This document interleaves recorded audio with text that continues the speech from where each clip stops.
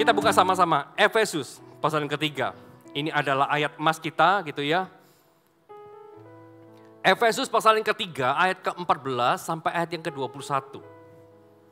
Judul perikopnya adalah doa Paulus. Efesus pasal yang ketiga ayat ke-14 sampai ayat ke-21. Bagi jemaat yang sudah menemukan katakan amin. Masih belum semua yang sudah menemukan katakan puji Tuhan. Efesus pasal yang ketiga ayat ke-14. Firman Tuhan katakan seperti ini. Itulah sebabnya aku sujud kepada Bapa, yang daripadanya semua turunan yang di dalam sorga dan di atas bumi menerima namanya. Aku berdoa supaya Ia, yaitu Tuhan, menurut kekayaan kemuliaannya menguatkan dan meneguhkan kamu oleh rohnya di dalam batinmu. Sehingga oleh imanmu, Kristus diam di dalam hatimu dan kamu berakar serta berdasar di dalam kasih. Dan aku berdoa supaya kamu bersama-sama dengan segala orang kudus dapat memahami betapa lebarnya dan panjangnya dan tingginya dan dalamnya kasih Kristus. Dan dapat mengenal kasih itu sekalipun ia melampaui segala pengetahuan. Dan aku berdoa supaya kamu dipenuhi di dalam seluruh kepenuhan Allah. Dan bagi Dialah yang dapat melakukan jauh lebih banyak daripada yang kita doakan atau pikirkan. Seperti yang ternyata daripada kuasa yang bekerja di dalam kita. Dan bagi Dialah kemuliaan di dalam jemaat dan di dalam Kristus Yesus turun-temurun sampai selama-lamanya. Amin. Katakan amin. Bapak Ibu Saudara, di dalam firman Tuhan yang baru saja kita baca gitu ya, kita tahu bahwa dari judul perikopnya ini adalah doanya Paulus. Doa Paulus bagi murid-muridnya pada waktu itu dan termasuk ini adalah doa Paulus bagi kita. Ada 3 nilai yang luar biasa di dalam doa Paulus ini. Paulus mengajarkan kepada setiap kita. Yang pertama nilai adalah untuk kuat di dalam iman. Untuk kuat di dalam iman. Ini nilai yang pertama. Lalu nilai kedua Paulus ajarkan melalui doanya supaya kita yang didoakan gitu ya. Supaya kita yang membaca firman Tuhan ini bisa mengenal kasih Allah yang begitu besar.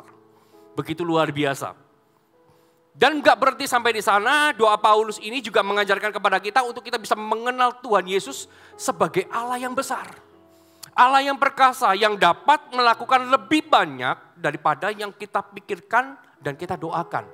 Sebab firman Tuhan katakan seperti itu.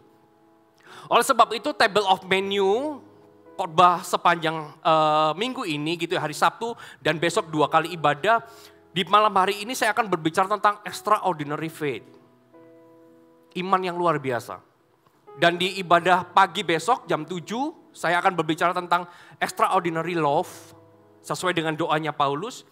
Dan di ibadah umum yang ketiga pukul 10 besok extraordinary God atau our mighty God. Allahku yang perkasa. Jadi Bapak Saudara bisa ikuti semua serinya gitu ya, bisa lihat melalui YouTube gitu ya. Yang nanti infonya akan di-upload di media sosial gereja kita dan infonya juga bisa Anda lihat melalui media sosial saya secara pribadi. Dan saya berdoa biar sungguh-sungguh pengajaran tentang extraordinary ini bisa kita dapatkan secara lengkap. Katakan amin. Sekali lagi firman Tuhan, kita baca sama-sama di dalam Efesus 3 gitu. Extraordinary faith. Efesus pasal yang ketiga ayat ke-16. Firman Tuhan katakan ayat ke-16 dan 17. Aku berdoa supaya Ia, Tuhan, menurut kekayaan dan kemuliaannya menguatkan dan meneguhkan kamu oleh rohnya di dalam batinmu. Sehingga oleh imanmu, katakan imanmu, Kristus diam di dalam hatimu dan kamu berakar serta berdasar di dalam kasih. Paulus itu sedang berdoa agar menurut kekayaan dan kemuliaan Tuhan gitu ya. Tuhan itu bisa menguatkan, meneguhkan hidup kita lewat Roh Kudus agar iman kita semakin hari semakin bertumbuh. Tambah tahun tambah bertumbuh, tambah hari tambah bertumbuh. Kalau kita berbicara tentang iman, bicara tentang faith di dalam kehidupan kekristenan saat ini, maka kita akan dapati, kita akan melihat ada 4 gambaran iman yang sering kali kita jumpai. Yang pertama adalah iman krisis. Apa itu iman krisis? Iman yang semakin hari semakin down, semakin menurun. Bukan semakin naik, tapi semakin menurun. Kepercayaan kita kepada Tuhan, kepercayaan kita kepada janji Allah, kepercayaan kita kepada setiap kata-kata Allah yang telah diucapkan, semakin hari semakin kita nggak percaya. Semakin kita nggak yakin. Itu iman krisis. Lalu yang kedua, iman statis. Iman statis. Iman yang nggak berkembang, nggak ada perubahan. Imannya stuck. Orang ini merasa bertumbuh, tapi imannya nggak bertumbuh. Imannya tetap berjalan di tempat. Lalu iman yang ketiga seringkali kita dapati adalah iman yang dramatis. Imannya up and down, tergantung keadaan. Kalau Tuhan berkati, imanku akan up. Tapi kalau Tuhan belum kerjakan sesuatu, aku memilih down. Ini iman yang dramatis. Tapi iman yang keempat, ini yang Tuhan mau, iman yang dinamis. Kata dinamis gitu ya, itu artinya tambah lama, tambah luar biasa. Kata dinamis gitu ya, itu berarti seturut dan sejalan dengan kegerakan Tuhan. Di mana kegerakan Tuhan berjalan, iman kita akan bertumbuh ke sana. Halo, katakan amin. Iman yang dinamis. Kalau berbicara tentang iman yang dinamis, saya teringat sebuah olahraga, kalau sudah hobi naik sepeda gitu ya. Ada Pak Sunardi hobi naik sepeda. Kalau jalanan tanjakan gitu ya, kaki kita harus dinamis sesuai dengan tanjakan. Kalau turunan, kaki kita pun juga harus menyesuaikan. Itulah dinamis. Kalau kaki kita nggak dinamis menyesuaikan dengan trek yang ada, maka kita nggak akan pernah finish. Nggak akan pernah sampai. Tuhan mau kita punya iman dinamis, mengikuti kegerakan yang ada. Apapun setiap kegerakan yang Tuhan percayakan atas gereja kita, iman kita bertumbuh ke sana. Kita mesti tahu bahwa untuk pekerjaan Tuhan yang lebih besar di dalam kehidupan kita, maka iman kita pun juga harus ikut bertumbuh. Kita mau Tuhan bekerja secara luar biasa, bukan? Kalau Tuhan mau bekerja secara luar biasa dalam diri kita, iman kita pun jadi harus luar biasa. Karena nggak mungkin Tuhan mengerjakan sesuatu yang luar biasa kepada orang-orang yang imannya biasa-biasa. Gak mau. Iman kita harus berproses agar iman kita berprogres lebih baik. Ada proses, pasti ada progres lebih baik. Sehingga dari hari ke hari, dari tahun ke tahun kita akan jadi lebih baik. Lebih jauh, lebih besar, dan lebih luar biasa. Dan berbicara extraordinary faith, coba kita buka gambaran tentang iman ini ya, tentang iman yang luar biasa. Yosua pasal yang ke-14, coba kita buka sama-sama. Yosua pasal ke-14, ayat ke-6 sampai ayat yang ke-14.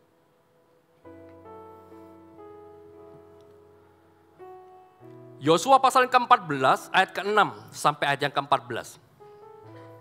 Ya sudah menemukan, katakan puji Tuhan. Firman Tuhan. Bani Yehuda datang menghadap Yosua di Gilgal.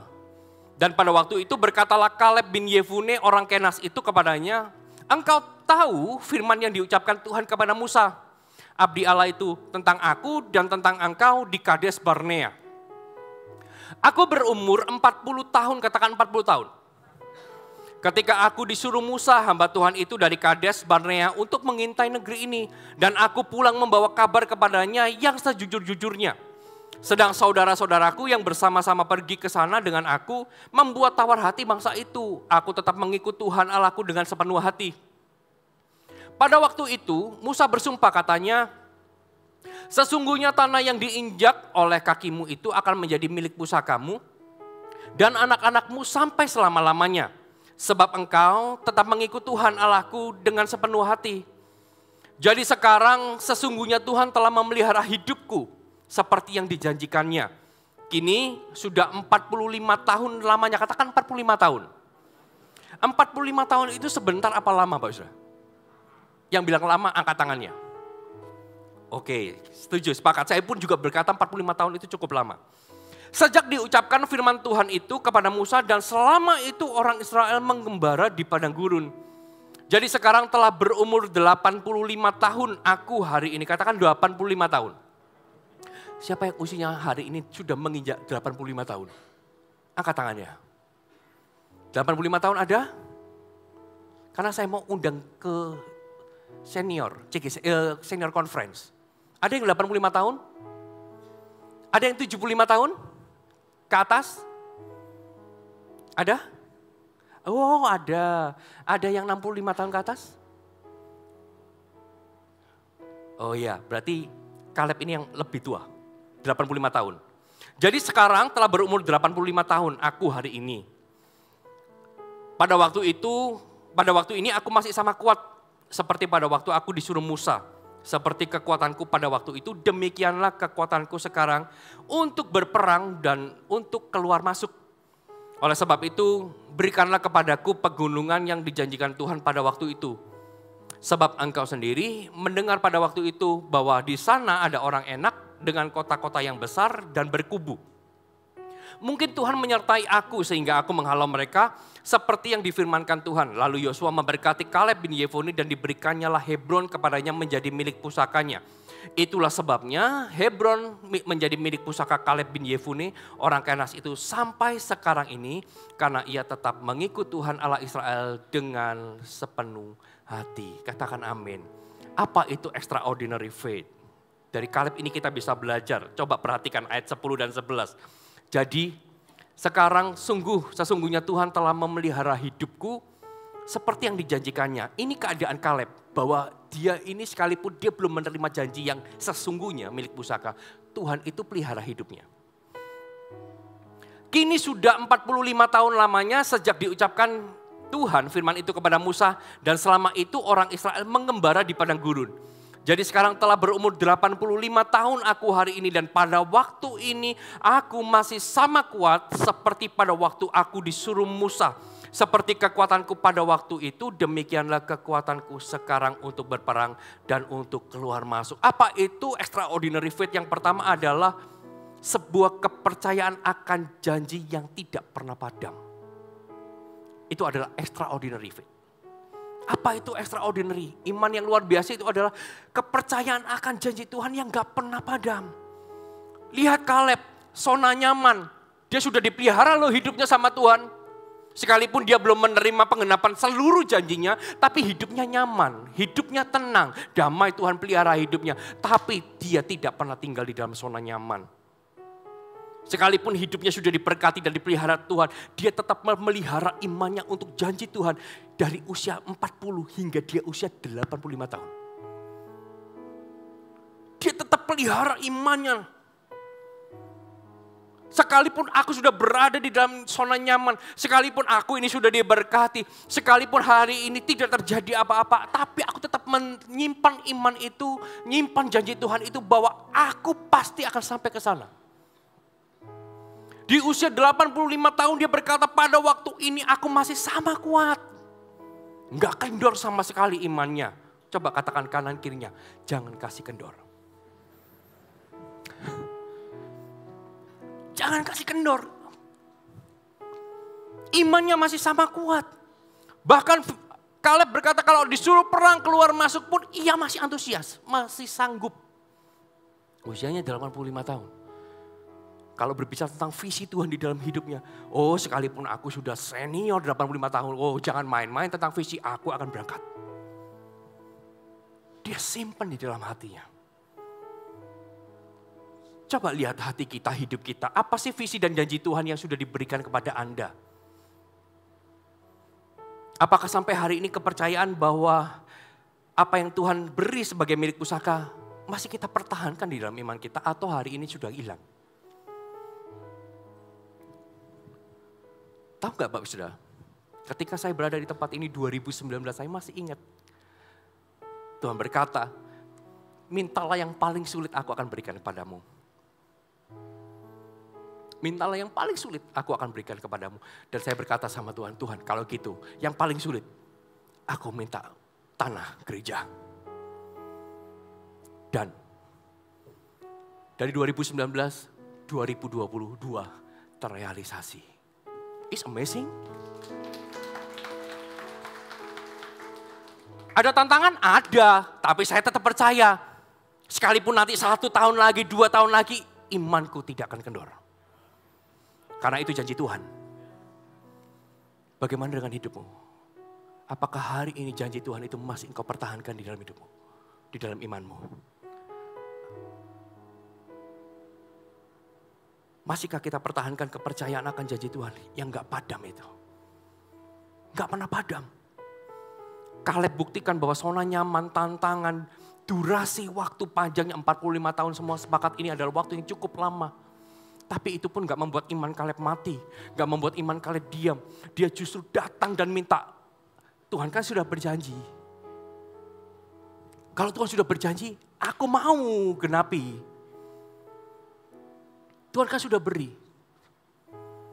Sekalipun aku sudah tua 85 tahun, tapi aku masih sanggup berperang.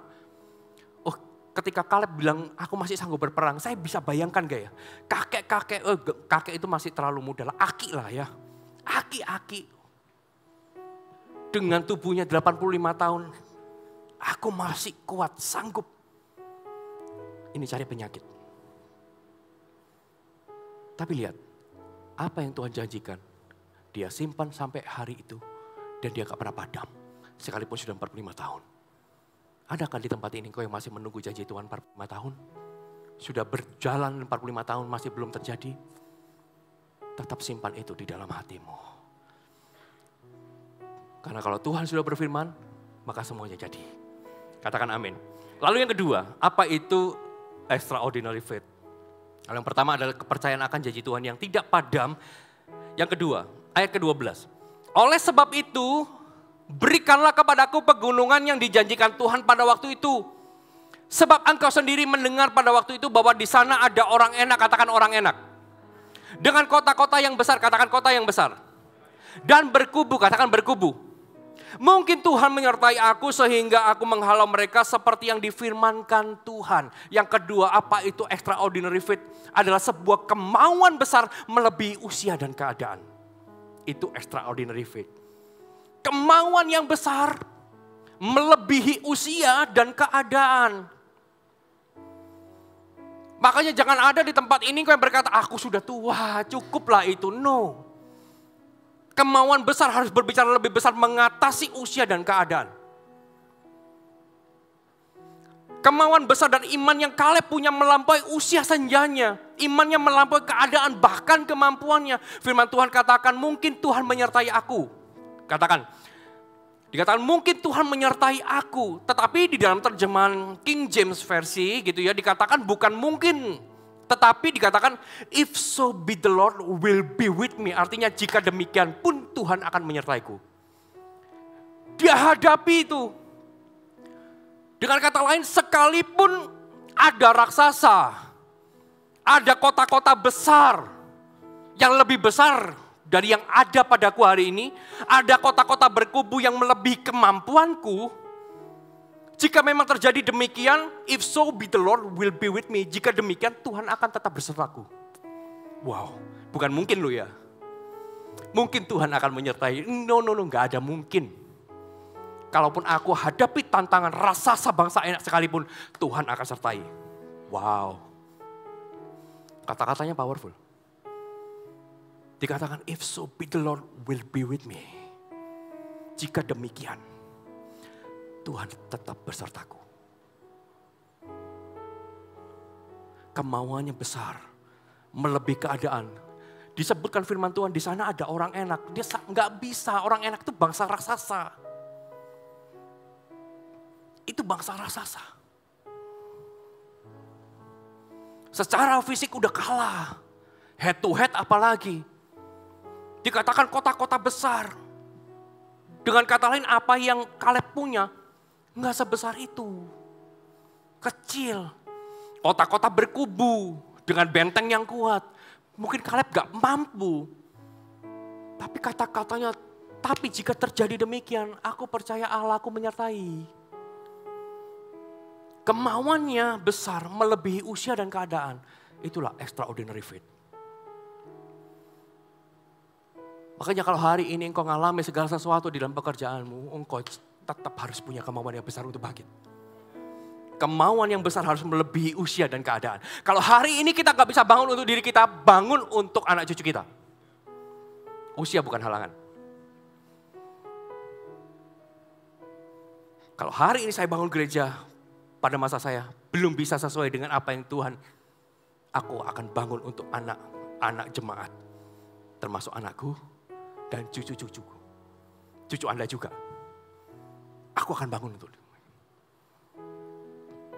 imannya udah sampai di sana. Punya kemauan yang besar. Melebihi usia dan keadaan yang ada. Perusahaan Anda terpuruk, ayo punya kemauan yang besar melebihi keadaanmu. Pak, saya sudah usia ini Pak, mau bangkit gimana lagi? Lewati usianya. Lewati usianya. Jika itu yang terjadi, jika itu yang kuhadapi, ada raksasa kota-kota besar, kota berkubu melebihi kemampuanku, karena Tuhan yang berkata, maka tetap Tuhan akan menyertai. Kaleb deklarasikan imannya, if so be the Lord will be with me. Jika demikian, Tuhan akan besertaku. Hari ini masih adakah kemauan besar yang lahir dari iman itu, untuk engkau bangkit?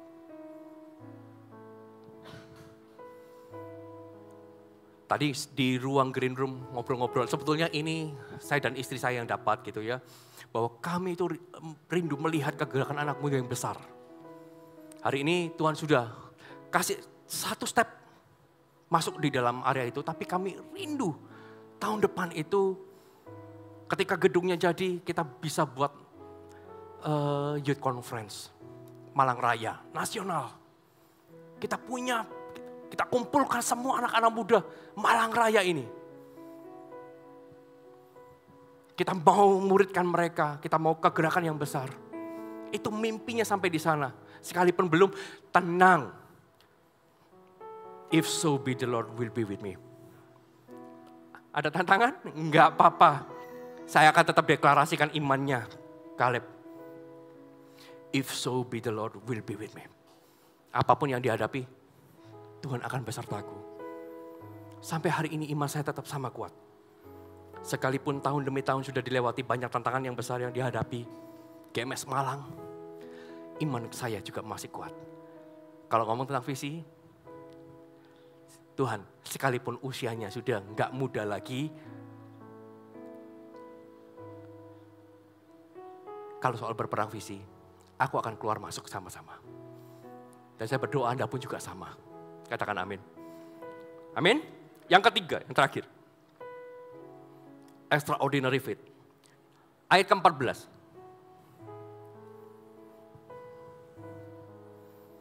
Itulah sebabnya Hebron menjadi milik pusaka Kaleb bin Yefune orang Kenas itu sampai sekarang ini. Katakan sampai sekarang. Karena ia tetap mengikut Tuhan Allah Israel dengan sepenuh hati. Extraordinary faith yang ketiga adalah kesetiaan yang tidak tergoyahkan. Kepercayaan akan janji Tuhan yang tidak pernah padam. Itu yang pertama. Yang kedua, kemauan besar melebihi usia dan keadaan. Dan yang ketiga adalah kesetiaan yang tidak tergoyahkan. Segala ujian, segala tantangan, segala hal yang terjadi termasuk delay, penundaan selama 40 tahun tidak membuat Kaleb berbalik meninggalkan Tuhan. Tapi justru membuat dia mengikut Tuhan dengan sepenuh hati. Sebuah kesetiaan yang gak tergoyahkan. Kaleb gak kendor imannya. Justru itu membuat Kaleb semakin setia dengan Tuhan. Dikatakan karena ia tetap mengikut Tuhan Allah Israel dengan sepenuh hati. Adakah di tempat ini orang-orang yang setia? Adakah di tempat ini orang-orang yang tetap mengikut Tuhan dengan sepenuh hati sekalipun masih ada tantangan dalam hidupnya? Karena extraordinary faith adalah sebuah kesetiaan yang gak goyah. Karena Kaleb setia, ini menarik. Itulah sebabnya Hebron menjadi milik pusaka. Kata ada, itulah sebabnya. Karena apa Hebron jadi milik pusaka Kaleb? Sampai sekarang ini karena ia tetap mengikut Tuhan. Dengan kata lain, karena Kaleb setia maka Hebron sampai hari ini jadi milik pusakanya. Karena ia setia. Karena ada extraordinary faith, kesetiaan yang gak goyah, milik pusakanya tetap sampai selama-lamanya. Begitu juga karena kita setia. Kita punya extraordinary faith, sebuah kesetiaan yang tidak goyah. Maka janji Tuhan itu akan menjadi milik pusakamu sampai selama-lamanya. Setuju? Kasih kemuliaan buat Allah kita. Wow. Extraordinary faith. Sebuah kesetiaan yang gak tergoyahkan. Biar tahun ini kita masuk di dalam tahun extraordinary. Tuhan akan kerjakan semua dengan luar biasa. Siapkan imanmu secara luar biasa, sebab hari ini engkau akan melihat perkara ajaib, perkara supranatural terjadi di dalam hidupmu. Mari saya undang semua bisa bangkit berdiri.